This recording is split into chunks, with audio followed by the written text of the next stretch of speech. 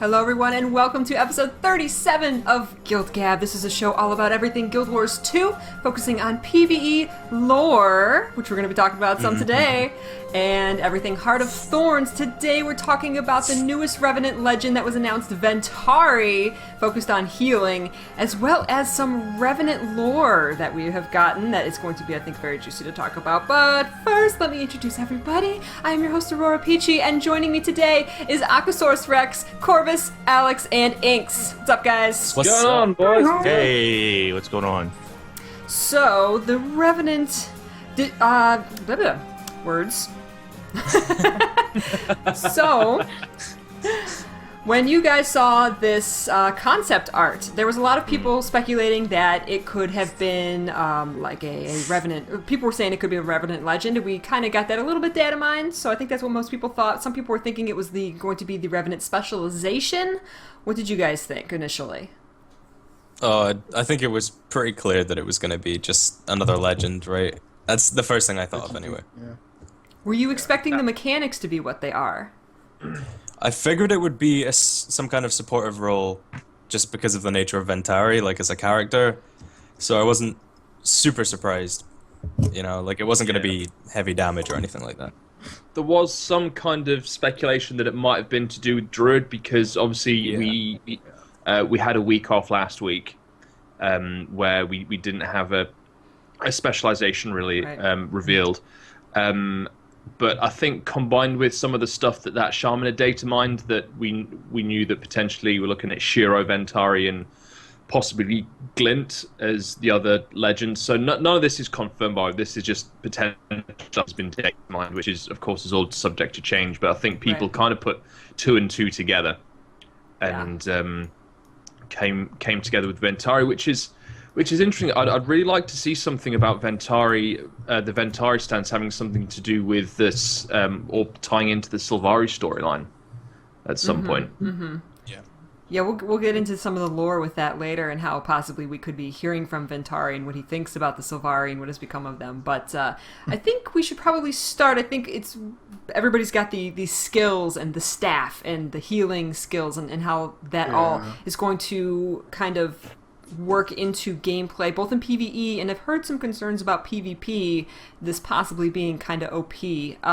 What do you guys think about how Ventari's skills fit in with the other legends of the Revenant, as well as just in the game in general, as far as balancing? I think someone running a Malix and a Ventari build won't really work. I get the feeling because it's very support. I think there's going to be a lot of condition clears within some of the skills, and that's not potentially going to be too good. But there's going to be hopefully you'll be able to do things like give people resistance with Ventari. I mean, until tomorrow, where we see the full trait list and the skill list for Ventari, I don't know how well it mixes with Malix. However, the staff might mix well with Malik, just because Alex the NU. You know, on the auto attack anyway, it tosses out those healing shards. So those healing shards might be enough to sustain the damage you're losing from the conditions that you're taking when resistance wears off. Yeah. I don't imagine that those shards will heal for very much, probably a very small amount, but it might be enough. It might be just enough to slightly sustain the damage you're taking from your own conditions at the very least. Right. It looks pretty cool. I think that it seems to have a very unique mechanic from how I understand it, that when you transform to Ventari, the only skill that you're going to have available immediately is to summon his tablet, and then from there, that's when you get all your utility skills, which actually sounds quite cool. So it actually sounds like this support build is going to be quite powerful, just because they're putting an extra step in to have access to your skills. So you're potentially leaning on an increased cast time to. I can, if you're chucking stability and Condi clears, resistance, and all the rest of it out, I think it is going to need a little bit of gimping to just to keep it on the level. No, they didn't say what the casting time of casting the tablet is, or summoning the tablet, right? No. Yeah. I assume it's instant. Instant, you think? Yeah.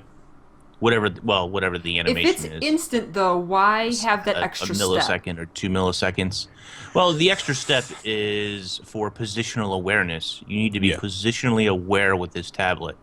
The Revenant True. is shaping up to be a class that is very much in being environmentally aware and positionally aware. You can see this a lot in a lot of the specializations as well, and a lot of the elite specializations. But the Revenant is really kind of bringing this home. And Ventari is one of these where you're going to need to pick up and move this tablet quite often. You're going to need to know exactly where to place it, especially in something like World vs. World, or even perhaps structured PvP. That being said, I think Jalis and Ventari for structured PvP will make, at least at lower level play, will make a very strong bunker. Yeah. Currently in high level play, and Jebro brought this up with us, but in high level play, you don't see a whole lot of bunkering done anymore. Maybe Ventari will bring this back a little bit, but the meta needs to shift some. But at the very least, you'll be able to hold a point for a long time and be rather annoying. Yeah. Right. Yeah. And we have, just so you guys, we give you guys a little bit of a clarification in chat, and for those watching, when you first switch to the Ventari Legend, it's a utility skill, I believe, and then you get one utility skill, which summons Ventari's tablet, and then it is physically there in the environment. It is stationary until there's one skill where you can move it. You can tell it kind of where to go, and it will slowly go to that new position, and then you can use your other skills to use its powers to heal your allies or block projectiles or whatever, the other skills do. It does not move with you. It does not follow you as you move. You have to physically move it with that skill. You tell it its new location, and then it will go there. If you get a certain distance away from it, it will dispel, and then you will have to summon it again at a new location nearer to you. Your elite skill also will desummon it, but it's a burst skill. The elite skill it's a burst from the location of the tablet. It will push back enemies, and it will also leave healing orbs for your allies to pick up. And what I think is cool about that, about the healing orbs, not only the elite skill, but you also have actually your main staff skill, I believe, also makes healing orbs. Yeah, it does, The third part of the attack chain makes those healing orbs, and I like how they are making this it's a healing-based legend in a healing build, but it described it as an offensive healing build because you are almost, because of these things like these healing orbs and the positioning of the tablet, it's actually kind of forcing your allies to move around, to be active in the environment, kind of you give everybody else this positional awareness, because if they want that extra healing, they have to look at where the orbs are, they have to look at where the tablet is to be protected. So the Revenant itself is not only very positionally aware, but it makes your allies positionally aware with Ventari, which I think is really, really cool. Well, again, this is something that they've been pushing towards with Revenant anyway, and especially with the Chronomancer, that you need that battlefield awareness. And I guess the Dragon Hunter as well, there was it's like skill 3 on the longbow or something, which puts up the wall, but only in the direction that you're facing. Yeah. And I mean, just looking from some of the pictures that are on the website, it kind of seems like a lot of this is going to, there's got to be at least one stability thing in there on the tablet. Oh, yeah. So having that situational awareness, if in World v World or something, if someone's chucking trebuchet stuff at you, then it's knocking you all down, and that having a couple of revenants with Ventari and stability, and even when you're exploding, keeping you alive, and even as you take damage, exploding it with energy expulsion gives you a bit of a heal to move on once you've achieved your thing. Mm-hmm. Yeah, you can also use Hammer, and that will give you double reflects. So the Hammer has a reflect, and the tablet has a on and off reflect, which is rather interesting. Yeah. I can imagine running like Jalis and Ventari and a Hammer is going to be pretty commonplace. I think they're going to it's all going to synergize pretty well. What's interesting as well is that obviously, you don't have any utilities until you summon the tablet. So going back to like the cast time, I think it has to be instant just because you'll be without a heal skill until you summon it. If you're in Ventari. So I thought that was quite interesting. Well, even if it's like half a second or something. Maybe Yeah. maybe there'll be like a little and I would imagine there wasn't be an animation to go with it for summoning this tablet. Definitely, yeah. So. So I'm curious to see the it's gonna be animation on quite the elite interesting. skill. The elite skill made me really excited. Actually, this whole build made me excited because it reminds me of the Guardian. And energy expulsion reminded me of Wave of Light, the actual in the Guardian's down state. Their second skill just pushes everyone away, and it's this really cool animation, and there's this really cool even sound effect that goes with it. And I always feel powerful, even in the down state, when I use that skill, unless somebody has stability on.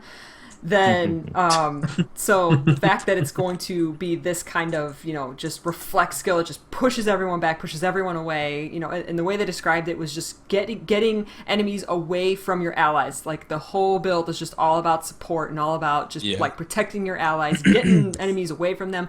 One of the staff skills was, like, a push skill. It, like, talked about, like, pushing, going in a line, a charge, pushing your enemies out of the way. Surge of the Mist. Which I'm like so excited for, because like I love any Rhino charging abilities like that. It's so much fun because I think it's like I think it's like that was the thing where they're talking like the way of the Centaur or something, and you like charge forward and you end up knocking people back as you charge forward like that, which is like kind of, they were like saying like that's a kind of offensive attack that Ventari would approve of, because you're not really like being vicious about it. You're just getting them away from your allies, from your damaged allies. Yeah. Well, and So even that's that really skill, cool. even that staff skill is a skill shot in itself, because depending on the angle you use, you're going to knock people out and away. But if you line it up perfectly, you'll keep like knocking them back as you go forward. So if you can line that up perfectly, then that person's going to take probably quite a bit of damage as he's caught in the center of your charge. It's awesome. I'm just kind of thinking right now. Do you remember when we had the World v World map reveal, and there was that there was one of the fortresses that you could only get to by like a bridge over a canyon or something. You have a ton. If you have a staff revenant charging through that and just like pushing people off the bridge, or into nice. fearing them or off into, the like- bridge. Oh my god! yeah, or even into the wind barrier thing, so that blows them off the side. Absolutely. That's gonna I think be this will be a very trolley fun. build. This. It's quite good. Yeah. Sounds And fun. someone was mentioning like staying stationary for too long. For sure, there's going to be this give and take. You want to stay stationary for a set amount of time to do certain things, but then you're going to want to move and reposition yourself and reposition the tablet as well. So, you're not just going to be able to sit there. The AI, there was a GDC Vault talk with Dave Mark and somebody else from ArenaNet. I apologize, I don't remember who else was there with him. But the talk was about building a better Centaur. It was very programmer heavy. But one of the things they talk about is some of the AI changes coming to Heart of Thorns and how the mobs go through a checklist of things about position of players. Are they grouped up? If they're grouped up, let's attack them.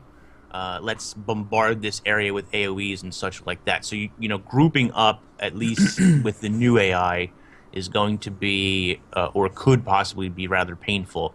We've seen this already on the Wyvern fight. When he takes to the sky with his fire breath, if you group up, the first spot that the AI looks for is a group of players for him to drop that firebomb on. So grouping up on some of these, you're going to want to spread out a bit more. I mean, you're still going to want to group up for certain utilities, but you don't want to just sit there for too long of a period of time anymore.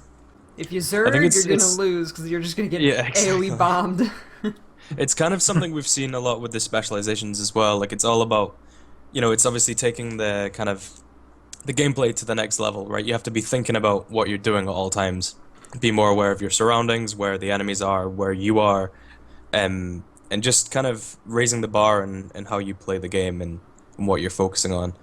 And I think, that's carrying on with the Revenant for sure. Now, just to be clear, this doesn't kill the stacking mechanic, or not mechanic, but this doesn't kill like people stacking. You can still stack up to get your might, to get your buffs, to get whatever you want. It's just once you got it, you shouldn't continue to sit there in that circle. You should then move or spread out a bit. Here's an interesting thing. One of the big things Guild Wars 2 has always prided itself on, and the community's kind of banged on about, is how there is no trinity in the game, that we've moved away from the tank DPS healer. What do you guys think about the fact that what we seem to be getting is a class that looks like it could be very focused around healing, making want to buy Ventari Revenant for dungeons? Yeah. Well, the thing about that, because that's a really good point, was that they definitely want to do a little more of that, because I think a lot of people in the community want more, defined roles, yet to not go completely to the Holy Trinity set point. But the thing that I kind of like about this is that this is one of the most healing centric class spec roles, whatever I think the game has had so far. But the kind of nice thing is that you're also, as I said, they're focusing on offensive healing, so that you won't necessarily have to do the kind of classic priest role thing of staying in the background and just healing everybody and just being kind of a turret to heal. They actually want you to be active, fighting to actually heal. And if you even just are into the whole role play aesthetic, you could even even if you don't want to do group content, you could possibly still use this, just because of the way that the offensive mechanics are working. I mean, you wouldn't be the most DPS, but if you just liked it, for instance. So. And they're heavy armor, so it's really kind of like exactly. a battle cleric. Yeah. Because I was gonna say that you're gonna be potentially, obviously, once we've seen the skills and the numbers a lot more, we'll have a better idea. But you could potentially be, charging into a point, leading the charge. You bring the tablet down, you set up you've got these heal spots around, that people can run into to pick themselves back up and stuff, and you use the amount of control you have on your melee staff as well, just to keep people off this point. So you're, like you were saying, you're not at the back of the charge like every typical healer ever. You're going to be essentially leading it and controlling these points, which is and just, you're going to be literally super charging. cool. Well, exactly, yeah. My slight issue with what I've read about Ventari at the moment is that it doesn't seem like a very viable non-endgame legend. Yeah. I can't really see it having any functionality or much functionality in the leveling process. I mean, obviously, it's definitely going to have its place in PvP and World v World in Heart of Thorns. So, I mean, and I guess kind of that's what a lot of what we've been seeing in the last few weeks has been about. It's been about the end game. Obviously, Revenant is a very new class. It's designed with Heart of Thorns in mind. But considering what we've already seen with Jalis and Malix, it stands out to me very much as quite an unfriendly thing to level with, which is a bit of a shame. It's an interesting point. It looks cool. So far, everything in the game, essentially, you can just go Zerker and just DPS down. And so I think this kind of role, this legend, is definitely going to be more suited at whatever kind of challenging content we get. But there was that blog post that Colin actually made, or a post in the forums anyway, talking about how the challenging content is one thing, but they want to make just the open world stuff a lot more challenging, just in general. And so with the kind of upgrades to AI and stuff like that, I think just the mobs we're going to come across in Heart of Thorns are going to be a bit more challenging, right? But that is still, end game level 80 stuff, and it is a good point. I don't think very many people will really be using it in the kind of vanilla Guild Wars 2. It's not really suited for solo play. It's very meant for group play. But even if you want to use Ventari and you're on your own, when you choose Ventari, that's only one of two. So you have another one. You're going to be using Jalis or Malix or the other one. Sure. So two right. or however many more we're getting. But so you're not stuck as Ventari. Even in battle, you can switch to the other one. That's a good point. Yeah. And they did say that this is going to be included in a future beta, so we'll get to test it out. Oh, yeah. What was that, Inks? I mean, I think Ventari is viable for leveling. I don't think it's going to be as bad as people think, especially if you take Staff as a weapon. Staff 1 by itself with any kind of healing gear as you're leveling, or taking any kind of healing stat, might be more than enough to outpace some of the lower level monsters that you run into. Plus, it has a charge with a knockback, which is very strong. Ventari itself has a knockback, which drops healing orbs as an elite. Of course, you won't get that to a particular level. What is it, 30 or something? I haven't leveled the right way in a long time. But I mean, we don't know what all the utilities are yet. Really have to see tomorrow what the heal is like, what the utilities is like. We don't know exactly how these legends unlock as far as leveling either. Do you start out being able to unlock one legend, or I mean, you have to be able to unlock one legend starting out. Right. But at what level do you get the ability to switch between legends? Level 20 or something, or I don't know. Right. I think I mean, I don't think that Ventari will be that the spec people go to when they want to level. I think it will be viable to level. It might be a little slower depending on, like, you know, the killing ability that you have. Yeah. But it won't be any different from other MMOs if you want to level a monk, or not a monk, but if you want to level like a healer in other MMOs. I mean, they have some offensive abilities generally, but it's usually slower than leveling a warrior, for example. Yeah. I think it'll still be viable. The speed might be slower, but leveling in Guild Wars 2 is pretty quick anyway. So yeah, sure. I don't know. Might be fine. I mean, we don't know all the abilities, we don't know all the traits and stuff like that, and we certainly don't know like how quickly this stuff unlocks, especially for Revenant, because we've all been just given a level 80 Revenant, and we haven't really seen that level up process for them just yet. How do you guys think staff is going to function? Obviously, we've only seen like 2 skills or whatever, but like, you know, those 2 skills still seem really supported. Do you think anyone's really going to be running it if they're not running Ventari as well? Because obviously there's no weapon swap, so like, is it really going to be that viable outside of just having Ventari? Maybe on Malix. It has to be versatile. It could be okay on Jalis, I suppose. Might not be ideal, but it's got to be versatile. You can't lock those weapons to those legends, like you said, especially because you can't weapon swap. It depends. It depends what you're trying to do as well. I mean, the staff is probably not going to be a high DPS weapon. It's a control weapon, so it plops out healing for yourself or for your allies, very minimal probably, and it has a charge ability that does a knockback, very strong in just about every format. So it has its place. It's more about support and not necessarily damage. It's more about support and sustain than about damage. So you're going to rely on your legend to do that damage for you, really. Yeah. Well, like, I think isn't Jalis like a very tanky kind of legend? Yeah. He's a brawler. Still high power. because wouldn't like the staff go well with that? Just because like if you're like getting like a lot of strength and durability, and then something that adds healing to that could be just as effective if it was with Malix, as far as like giving you heals to the. I don't know. I mean, to me, I mean, the Surge of the Mist skill, which is the charge forward, that kind of sits at odds to me with skill 8. I think it is on Jalis, which is the pull. So having a knockback and then a pull kind of doesn't sit quite right with me. I think it's a little bit kind of redundant to have both of those. And on top of that, having the rejuvenating assault to heal yourself, again, that doesn't quite sit with me considering what the elite is, that you essentially just pack on a crap ton of toughness, essentially, and make yourself hard as nails for a limited amount of time. So, but again, like Inks was saying, it's a control and a sustain weapon. So I think, just in terms of kind of flavor, I certainly think it might have a place, but I'd kind of want to try it out. Yeah, for sure. And obviously we have to see what the other skills are as well.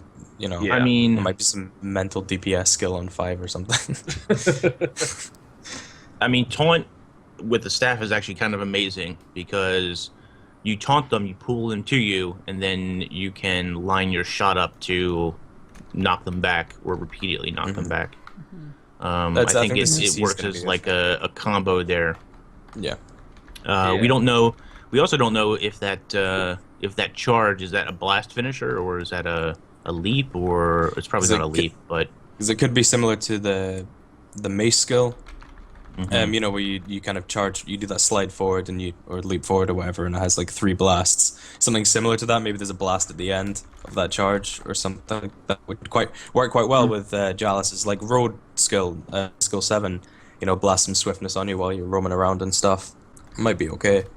Yeah, I think there's definitely more synergy with Ventari and Jalis than there is with Ventari and Malix. But, I mean, it's really hard to say that because we don't know all the skills and we don't know all the traits. It could be that I hope it is that Malix synergizes just as well as Ventari with Ventari as Ventari synergizes with Jalis. Yeah. That may or may not be true, though, because Jalis and Malix don't really... Like, their synergy is not as apparent. It's not amazing. Alex and Shiro. But yeah, it's... Well, speaking of the Revenant and, the leveling process, and we don't know, like, how these legends are going to unlock, like, what order we're going to get to unlock them and such. When you create a Revenant, as far as the lore goes, I know a lot of people have 80 tomes of knowledge and they're just going to level it all the way to 80, but as far as creating a Revenant, we're going to kind of move into the lore section here because there was a separate blog post all about the lore of the Revenant. That this has been a question for a long time, is how does the Revenant, how do you just create a character normally, or is there going to be a separate story, or what? So basically, this blog post, which is fantastic and everyone should read it in full, said that basically they didn't ruin anything as far as the story, but Ritlock comes back and somehow kind of bestows the knowledge of the Revenant and how to become a Revenant onto Tyria and all of the people in Tyria, so that eventually this will be common knowledge, just as how do I become a Guardian, how do I become an Elementalist. It's going to be as common knowledge as that, as how they become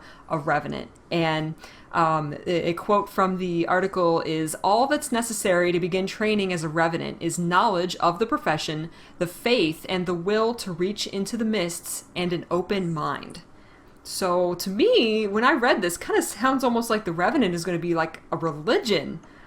Almost. Yeah. It was very interesting. It's gonna be really like spiritually inclined, because like the thing that got me really excited, that I think, like, I mean, we still have to see exactly how this class is gonna be, but when they said how this class is basically for people that are really into history and have a scholarly tinge to their thinking, it's like, that's exactly what I love. So I'm like, I think I'm definitely gonna be connecting to this, because they're saying that it's very much something you got to have a strong open-mindedness to magically spiritually thingy-mabobbies, and if you don't, well, probably you shouldn't go with it. But I mean, think that lore-wise, but I think lore-wise, the Revenant is going to be. I think it is going to be mainly Heart of Thorn centric. Because as you play through the story up to season 2, there's no real emphasis on what class you are. There's a little bit of stuff about race, and there's the odd little bit about someone goes, "Oh, you're that insert class here," kind of thing. But it doesn't really make that much of a difference. Hopefully, if they're looking at changing the way that people react to particular classes in Guild Wars 2, I think that's a fantastic idea. That's something I've wanted for a long, long time. I think I mean, even if it's kind of like an idea from Guild Wars 1, when you first start a character in Guild Wars 1, and you get a few limited profession-specific classes, profession-specific quests. Even if it is just like wander outside and clobber a dude in the face or something. Just having that little bit of acknowledgement towards the particular kind of class that you play, like in pre-Syrian Ascalon. Your kind of starting story is dependent on your class, and it depends who your trainer is. So for people who've played Ascalonian Catacombs, Kasha Blackblood is your Necromancer trainer. Relena and Visar are your Mesmer trainers, I think. And Master Nente is your Ranger trainer, and War Master Grast is your Warrior trainer. So having that integration of class into the storyline is something that I'd really like to see, and I think the Revenant is a fantastic opportunity to bring that in. Yeah. They even said that in the jungle, where, of course, is kind of like the current story, because, unfortunately, Core Guild Wars 2 is almost like the past. When you go into the personal story, this happened like a year ago, and because you have Scarlet and all that. And then when we go into the jungle, this is kind of like almost like Futureteria, because it's like the current story and bringing down Mordramoth. They said that the NPCs in the jungle, they will react to you differently if you are even a certain race or a certain class, mostly the Revenant, because they said that Revenant is a brand new thing in the current story in the jungle. So you're gonna, when you meet the Hylic, they maybe will say like, "What are you?" Or if maybe there's a story step where when Ritlock, if Ritlock is, I don't know if he's going to be like, "Coming with us." There's going to be story steps with Ritlock, obviously, but like there will be this like, "What are you?" Because Revenant is a new thing, and that is really cool because it's like they've never seen the Revenant before. What is this? And then in Core Guild Wars 2, it's kind of already common knowledge of the Revenant. So that's why you're not going to get those interactions. But in the new Guild Wars, in the expansion, in the jungle, they're going to react like they've never seen a Revenant before. That's cool. Yeah. And there was also that there was like that part that really stood out. In case anyone hasn't read it or has read it, I thought was like freaking amazing. Was that the Revenant is going to have a kind of multiple personality disorder, and that these legends you have, you're literally kind of like willfully getting possessed because the legends are going to be sentient and alive, and not only that, they're going to be talking to your character. Your character is going to talk to them, and they're going to talk to you. And they even said that depending on your race will say different things to these legends. It's just that is so freaking cool. It's amazing. It is so cool. Both in and out of battle, they said that they can talk to you. Exactly, yeah.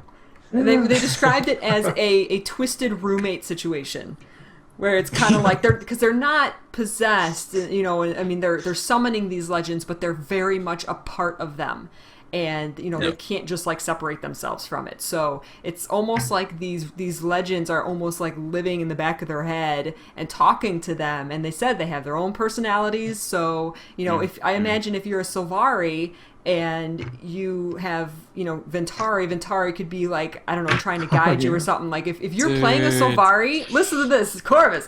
If you're a Sylvari and you choose a story step that actually goes against Sylvari, like Ventari could be like, "What are you doing?" He could like pop out and be like, "Are you crazy? What did I teach you?" Dude, what are you doing? So good. So good. And he'll be like, "Sylvari, child," I said, "act with wisdom." Right? Yeah. You're not acting with wisdom. Or actually, something really fun would be to see, because Malix is being described as being a slight bit of a meanie kind of prick type character, and given the overall Char ambivalence to magical beings and spirits, it'd be really fun to hear Char and Malix go back and forth, because he can be like, "What are you doing for ball channeling me?" They'd be like, "Beep you and do what I say." Yeah. So much potential for this as well. It's amazing. Yeah.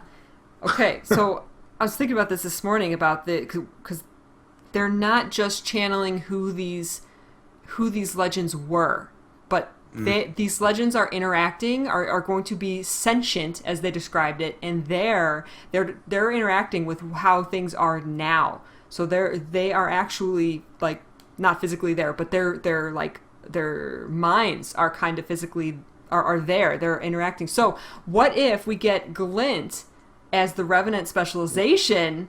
Are we going to find Glint's legacy in the jungle, and suddenly Glint is going to be like telling us, "You have finally found my legacy," like rather than just guessing? That's it. Oh, that would be Ritlock's cool, back, and we see him using the Glint skill or whatever. So there's a high chance that there could be a story step in which Ritlock channels Glint, and we actually talk to her for information, relevant to the story. Like, it's amazing. Not just like a pre-recording. It's like now, like we can actually have a conversation with her, even though she's gone.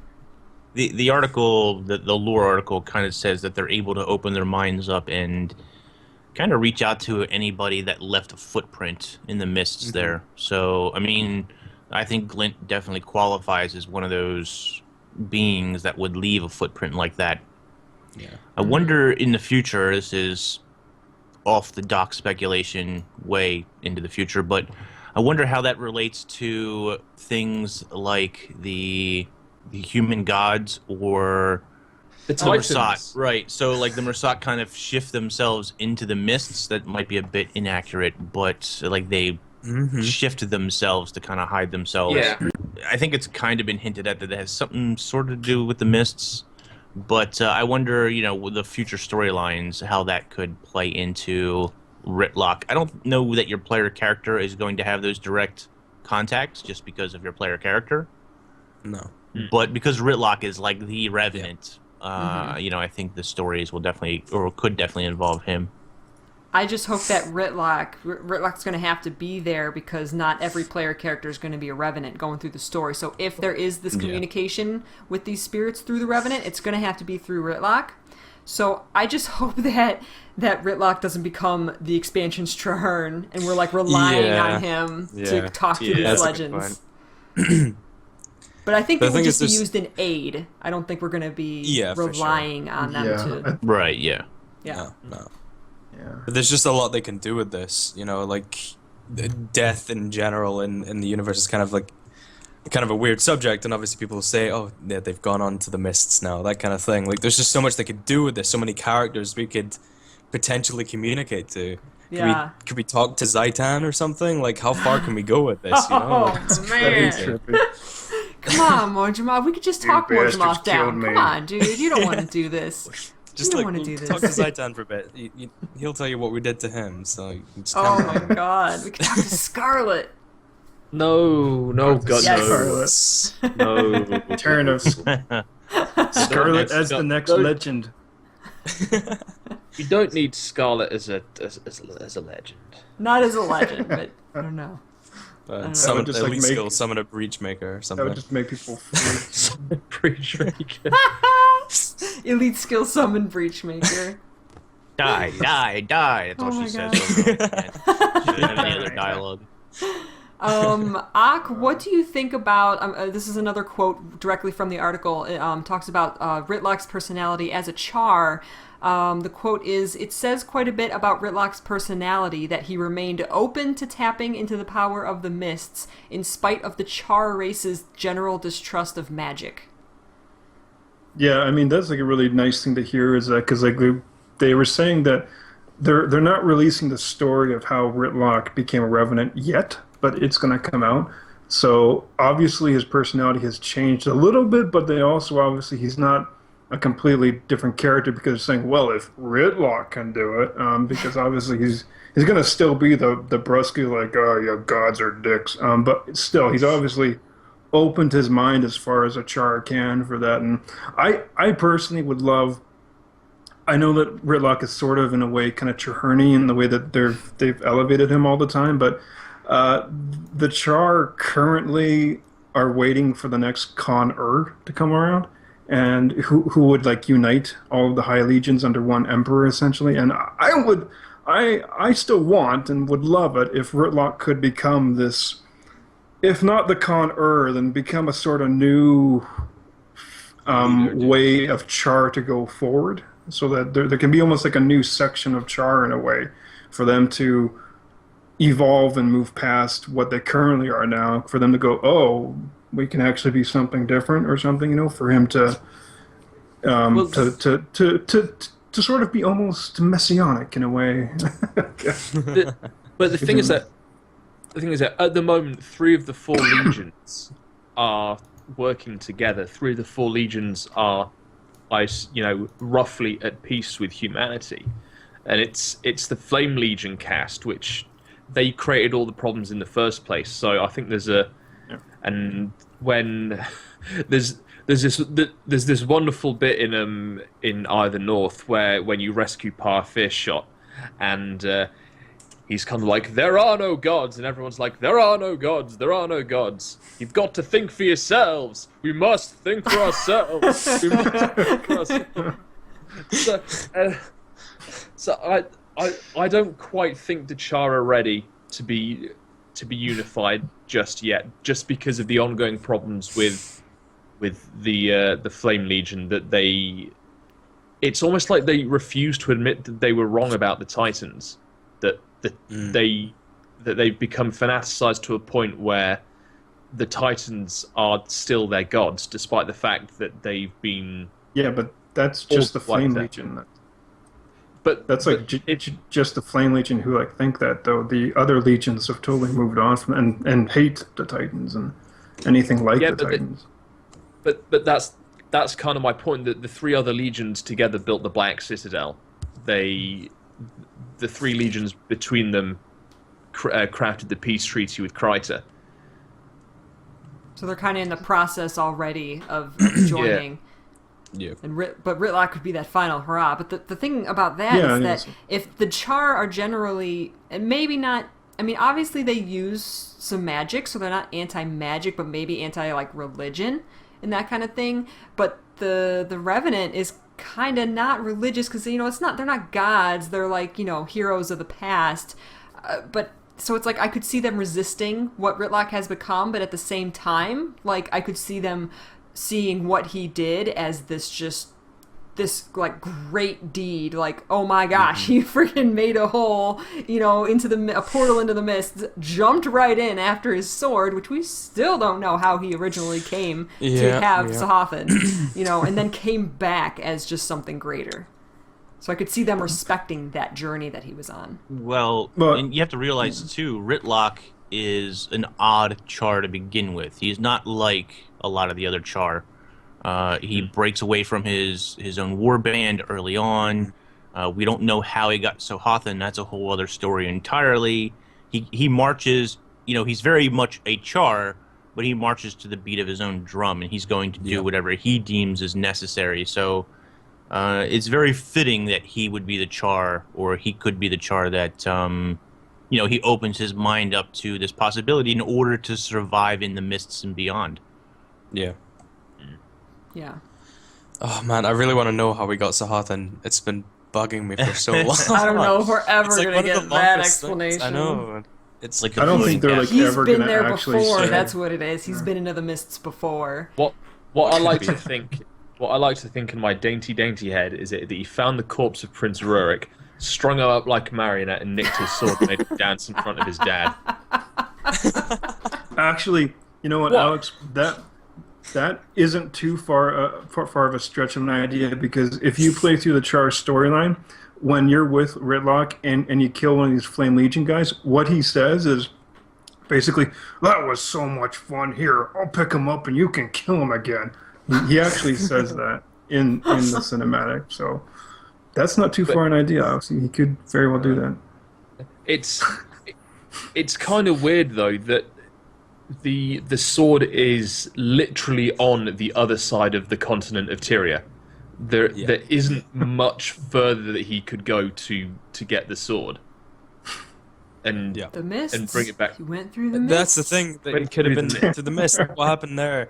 He didn't seem too scared of the portal he opened up. He just jumped right on into it.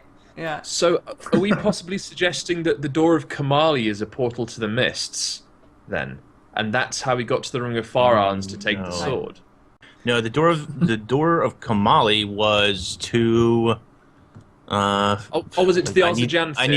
I need the wiki in front of me, but it's where they were holding the Titans. You're not wooden potatoes? Come on, just pull the stuff off the top of your head. Yeah, sorry. I don't have it memorized. The Domain of Anguish.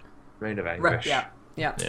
I go back to watching the cinematic at the end of Living Story Season 2, which was basically the trailer for Heart of Thorns. Basically, when we saw Ritlock in that trailer, I still think I might be looking way too much into this, but they showed the Golden City and the Mersad or the Exalted or whatever they are, and like the golden light that came off of that, you see that Golden City, and then it transitions to Ritlock, and I swear like the golden light wraps around Sahathan and like wraps around Ritlock. Yeah. So I swear he's connected, and then he does that like insanely powerful attack. Yeah. So I swear that like he's been there before, and like he knows the Exalted, and they're like connected with the mists, and like kinda he's like, I don't know if that's how he got Sahathan, but maybe that is all connected and part of how he got his power. See, that's kind of interesting, because I remember there was somebody in, I think it was Inks who might have put it forward at some point, that the exalted or whatever are like the legions of human gods. So the swords are originally Orion in design, or they were gifted from more. So if there's potentially some kind of link between the gods and the Golden City, I don't think that's too far of a stretch to assume that there's some kind of synergy between them, and thus the swords come into play. I mean, we might even find Air in the Golden City, and she's had to take the sword there to get it repaired because it's the only place that they can do it. Oh yeah, because she took it because she knew the exact person to forge it back together. And then we Yeah. never Just heard didn't hear it again. about anything. Yeah. Yeah. Ooh. Possibilities. I Possibilities. know, I hope I they blow know. our mind with something. They have to. I really hope they blow our mind with something. I hope Ritlock's not super secretive about where he's been and what happened while Oh he was god, in the mists. that would be the Like, worst. Like, If he's even Yeah. half as secretive as he is about Sahathan, it's just gonna be a shame, you know. yeah, I really want I to don't know. want to go through the. It's like the living story. There, we got a lot of answers, but we also got just as many, if not more, questions. questions. And it opened up a exactly. lot of materia that we weren't familiar with, a lot of brand new stuff that we just didn't know about. But it left us with all these questions, and they give us these tiny little Sorry. hints, these tiny little bit of answers, and kind of let us Yeah. piece things together. And while I don't want everything revealed, there's got to be questions, there's got to be mystery. But you gotta give us something. You gotta Something, make yeah. you've got to give us something, and that's just that's my fear, kinda. At this point, I'm way more interested in Ritlock than I am in, say, like, who E is or any of the other things they've got going on. Like, Ritlock Yeah, is very much at the center of, I don't know, like, there's characters like Ritlock and, like, Glint and stuff like that that are just so, I don't know, integral to the plot at this point, and I really just, I want to have some huge payoff of information and lore and just, I don't know, I Yeah. want that moment where everything just makes sense, you know, everything falls into place and you're like, ah, Yeah, that's what I want. Hey, bud. It was the RPG cat. RPG Cat wants to be Ritlock. She's like, yeah, Ritlock, Brimstone, Ritlock, Brimstone. Oh, where you gone, bud? There you are. No. Someone in chat had mentioned about Ritlock's blindfold. We don't have any kind of confirmation that he's actually blind. Well, it said in the blog post, didn't it? Yeah, Well, they- in the said blog that- post, it uh, said that most revenants wear a blindfold as a tool to help them commune with the legends, who are able to perceive the world through their own senses. So if they do wear a blindfold, it kind of makes them more connected to the legend, so they can like Yeah. see through their eyes, kind of like through their feeling of the world.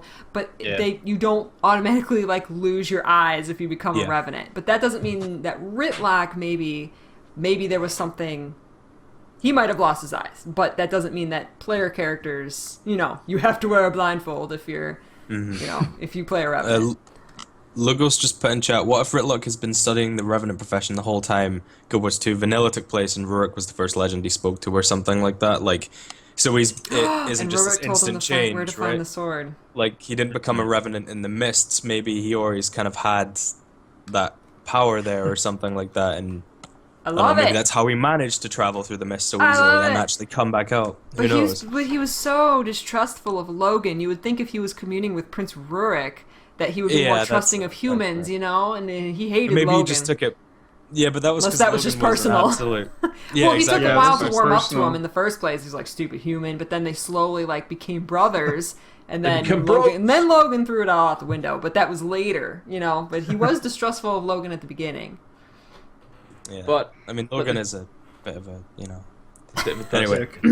Sick. But wouldn't Rurik be just as distrustful of Ritlock? Because from when we're from Yeah. the Oh, time yeah, Rurik yeah, comes from, more so. Weren't- they've just destroyed Ascalon. Yeah. Yeah, the Char were Rurik the is- enemies in Guild Wars 1, so... Rurik is dead, I mean, dead though. Yeah, for sure. Double dead. One has been killed twice. Yeah. That's true. 10-year-old spoilers. Could be hanging I out. in actually the mist, really, though. Yeah. I actually really hope that Ritlock is blind. I mean, it's like not like a prerequisite, obviously, as I said, but I think it'd be kind of cool for the first Revenant to actually be I agree. blind. It would add to the story for sure. For sure, definitely. A lot of people were connecting it with Cormyr. Cormyr lost What her eyes. Cormier was the first Revenant. Ah. There you go. Everybody loves Cormier. Revenants in Guild Wars It's 1. new New it's class. the new show. confirmed. Everybody wants Cormier. Big gap. So how did Ritlock? Ritlock secretly worshipped Cormier. He wanted to know the truth. No good. No. Who knows? There's Can't see it happening, guys. so many possibilities. Oh, so excited. I'm so happy that they included that lore blog Yeah. post. Yeah. Definitely go It's and very check it much out if you have needed. not read it, guys. It's great if you're into lore and role playing and that kind of stuff. It answered a lot of our questions about the player character and how we're going Yeah. to play a Revenant. So definitely go check it out. Because we've been talking about that quite a lot, you know, like Mm-hmm. how we were going to be introduced to the world, how it was going to flow in terms of the timeline, that kind of thing. Right. So it's good to get this kind of information, you know. Definitely.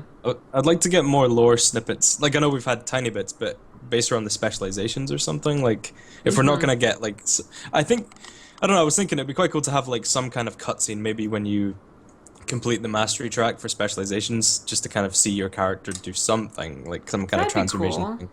But like if Yeah. we don't get that, I would like to have more of a like kind of short bits of lore about the specializations and what kind of makes them tick properly and that kind of thing would be cool. And I just want loads of story and lore. I miss it. It's been I know, quite a me while too.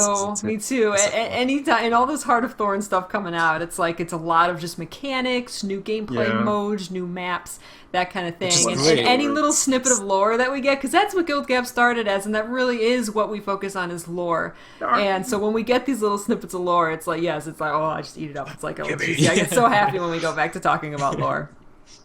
I also just want to like throw in like one last little thing about Ritlock and his eccentricities as a char is that he is basically a ambassador to the Black Citadel because he's Blood Legion, and just like the Ash Legion representatives, they're all there kind of to convene about the treaty that the Imperator of the Iron Legion set up with Queen Jenna specifically. Like it was a treaty created between those two, and because we know that there are distinct homelands for the Blood Legion and the Ash Legion, we don't quite know exactly what those cultures are. Like they probably don't have the technological prowess of the Iron Legion, so they probably don't have like a little Death Star thing on the ground, but they could potentially have, and this is why I'm so excited when I keep focusing on the chart, because I want to go to those homelands and you could really do some cool stuff and make some unique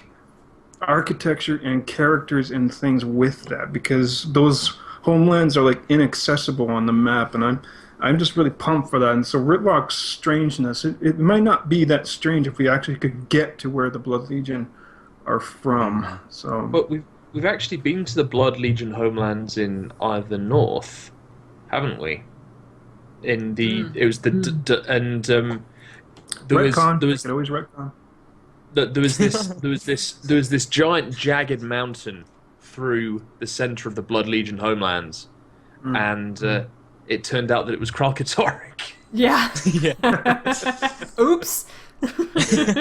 Oopsies. We are actually going to end the live show there. Please stay already? tuned for... Yes, we're actually about at an hour, That's yes. zoomed by. That's crazy. It did. Lore talk. Woohoo! Hopefully there will be more of that in the future. Alright guys, thank you so much for watching. If you're watching on Twitch, please stay tuned for the post-show where you can ask questions and who knows what'll happen. If you're watching on YouTube, check out the links down below for links to all of our YouTube channels and Twitch pages, profiles. Words failing me again. And also, please join us on Thursdays on Twitch. We would love to have you. If you watch us exclusively on YouTube, come join us live and chat with us. That would be awesome. Alright guys, we will see you next Thursday. Have a good day. Bye. Okay, guys. Bye for now.